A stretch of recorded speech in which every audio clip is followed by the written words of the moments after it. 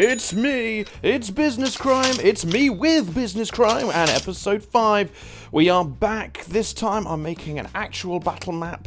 I expect you to fully fight on this one, because the Town Guard are after your players, and where better to fight than in the heart of this settlement. We are making a map, of course, of the marketplace.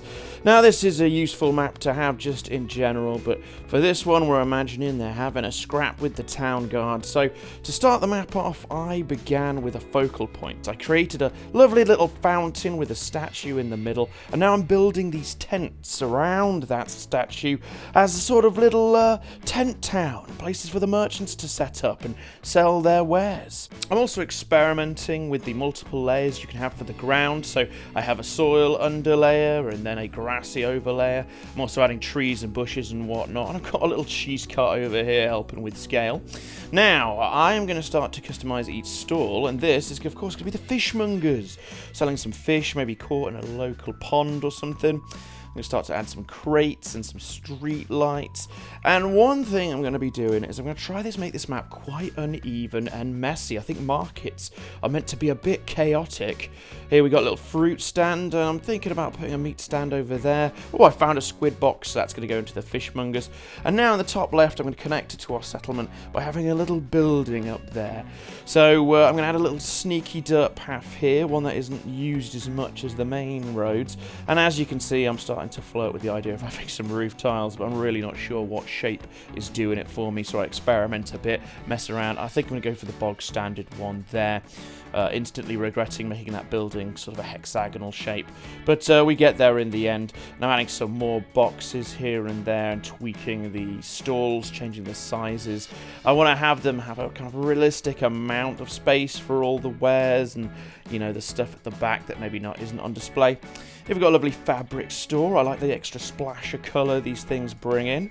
And I'm going to constantly be adjusting the grass level and tweaking it so I can imagine where it's been worn away from people stepping on it. I quite like adding these little boxes where you can put produce on there so you can customise it. I'm obviously doubling down with the cheese theme for this place here. Going to move the meat over, but I think in a sec I'm actually going to change the meat tent once again. Adding some bread to the cheese shop so you can get cheese and bread, maybe make a little bit of a cheeky fondue. And to kind of mess with the symmetry, I've added a little kind of grass mound here where some more stands are. You can add some produce. Yeah, I'm going to change out the berries for some apples. And I'm also going to bring down a big water barrel here. I don't know why, I just think water barrels here and there feels quite medieval. I'm now custom making these little produce bins here. I know there's a few that are already made in the actual asset set the Incarnate have, but I'm just going to customize them with some potatoes, bananas, and apples, just random things. And I want to add some lovely bunting. Make this map feel a bit different from the other maps we've created so far. Give it a nice communal sense. Bunting's quite lovely. But of course, it's going to need some posts to keep them up. So I'm just adjusting the outer background area to accommodate these posts they would have set up to have them hanging, so these are above the stalls and everything going on underneath. I'm going to throw in some bags, maybe some bags of flour here. I'm also filling in some dead zones with some cool environmental props. And now I'm going to come over here and I'm going to add some curbs, because in our last map, well, the first map really, we actually had some curbs. So I'm going to use that as reference to give this map a bit of a consistent feeling with some of the other ones that we've created. Now, I'm adding a little bit of a curb there, and I'm doing another one over here, but I'm not going to curb off every single section, because I like to think this town is kind of in flux. It's, you know, only a small town. They probably don't have enough time or money to properly curb everything like you might see in a of a big city, you know, pedestrianize it all. So only bits and bobs are going to have the curbs there, and I'm going to add some flowers as well. You can see I was like, maybe I should put them all over the map, and then eventually say, I'll just have a little bit next to the fountain, make the fountain seem a bit nicer. I'm going to again tweak the soil, and what I'm going to do here is I quite like the idea of some of the grass maybe surviving, but a lot of it being kind of torn away from people moving over with their horses and carts and things. Next up, we're going to add, I'm making them bigger. We're going to add a few more small details, but now I'm also going to add a little bit of a broken crate by the fountain, because I think this would be a great place to put a little NPC. Maybe a poor little old man beggar, begging people going by for their scraps.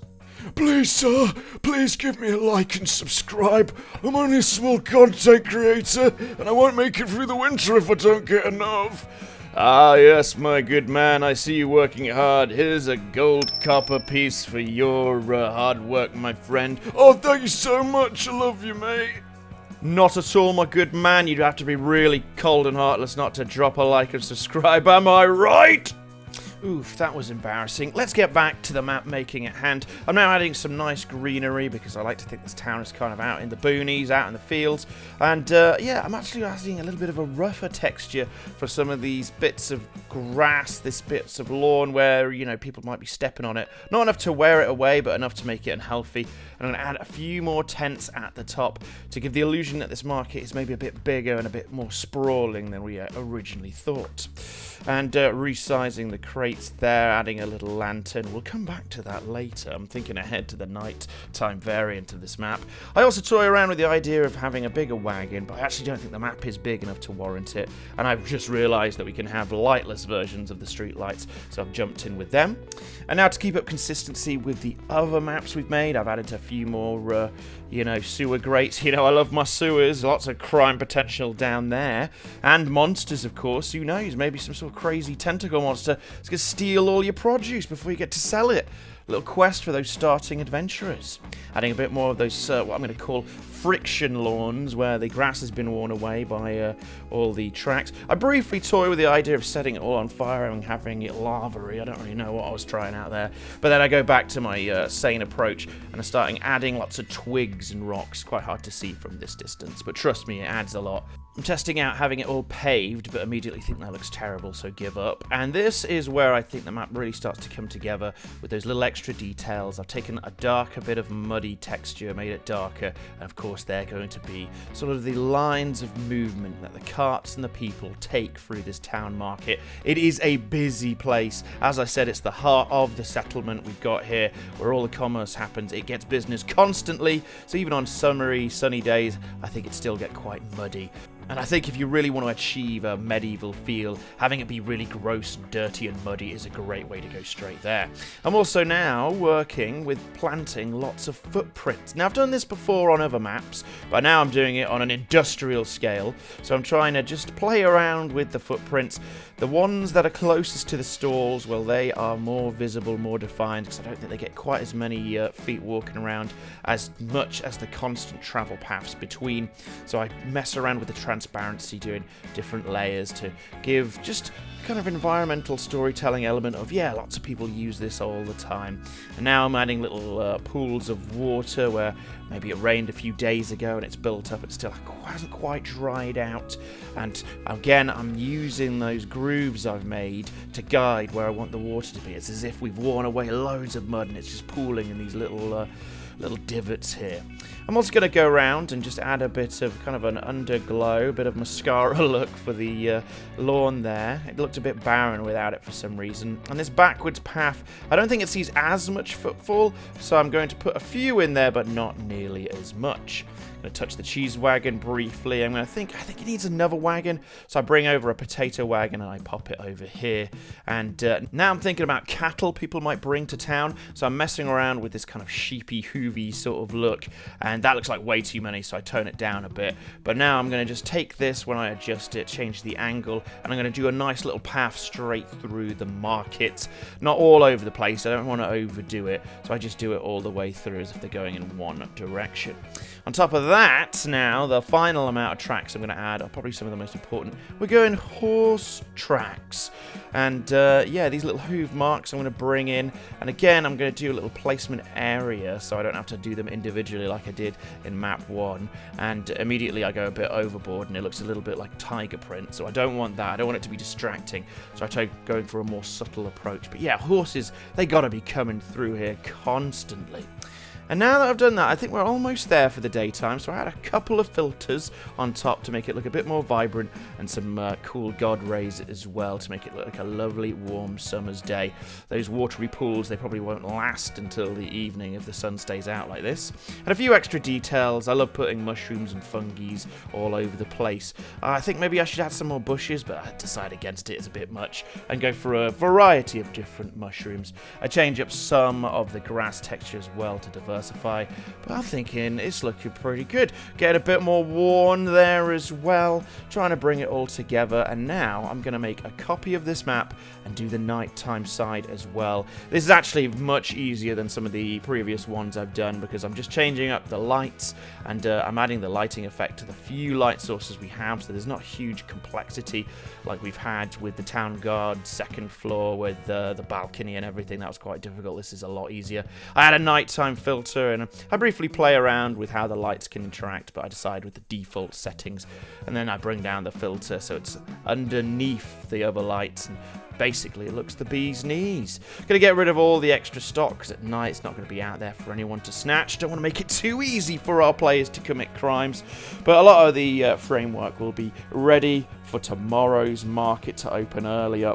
And look over here, I've added a sneaky tent that's open. Maybe that could be a crime tent. Maybe a criminal sits there and maybe you could sell your adventurers poisons and lockpicks and things like that. Only open at night. Quite like that idea. Well, we're done, and let's take a closer look.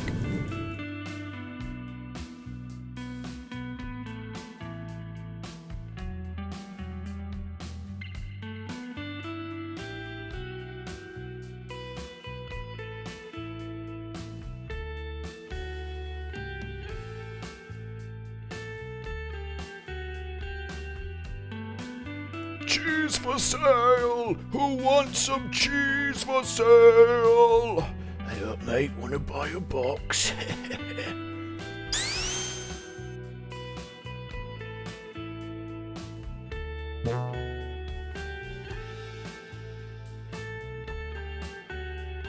Well, there you have it. Our market battle map is done.